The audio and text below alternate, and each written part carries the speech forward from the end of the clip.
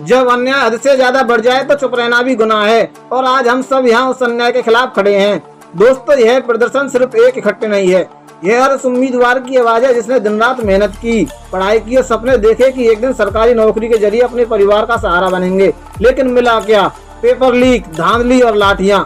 हमारी माँ ने अपनी नींद त्यागी, पिता ने अपना खून पसीना बहाया और हम युवाओं ने अपने सबसे कीमती साल सिर्फ तैयारी में लगा दिए। लेकिन सरकार हमारे साथ मजाक पे मजाक करे जा रही है, क्योंकि 31 जुलाई 2025 को दिल्ली की सड़कों पर जो तस्वीरें दिखाई पड़ी उसने देश की आत्मा को झकझोर के रख दिया।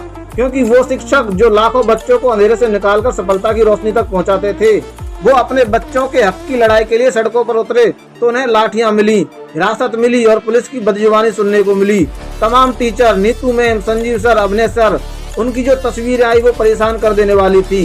एक टीचर का टूटा हुआ हाथ दिखाई पड़ा और तब लगा कहीं न कहीं उस व्यक्ति की चोट नहीं है, यह उस गूंगी व्यवस्था की बर्बरता का प्रतीक है जो इंसाफ देने से डरती है।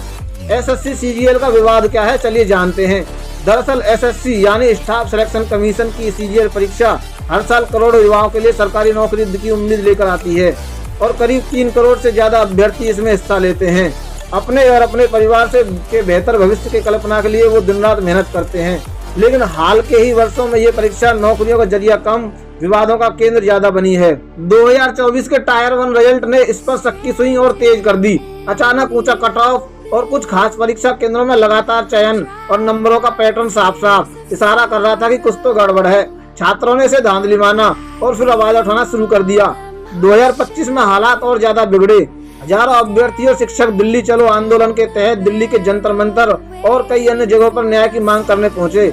लेकिन इन्हें न्याय के मांग के बीच में इन्हें लाठियां, गिरफ्तारी और इनके गुरुओं की पिटाई को देखना पड़ा। जो शिक्षक अपने छात्रों को देश की राह दिखा रहे थे वो खून से लथपथ थे। अभ्यर्थी कई मांग कर रहे हैं। एसएससी सीजीएल अभ्यर्थी ने अपनी मांग को स्पष्ट किया। उनकी पहली मांग थी एडुकेटी पर प्रतिबंध और दूसरी मांग थी परीक्षा परिणामों की तरीका तय है। तीसरी मांग पारदर्शी नॉर्मलाइजेशन प्रक्रिया। चौथी मांग परीक्षा का स्तर उचित हो। पांचवी मांग नियुक्ति में तेजी हो। छठवीं मांग वेटिंग लिस्ट जारी हो।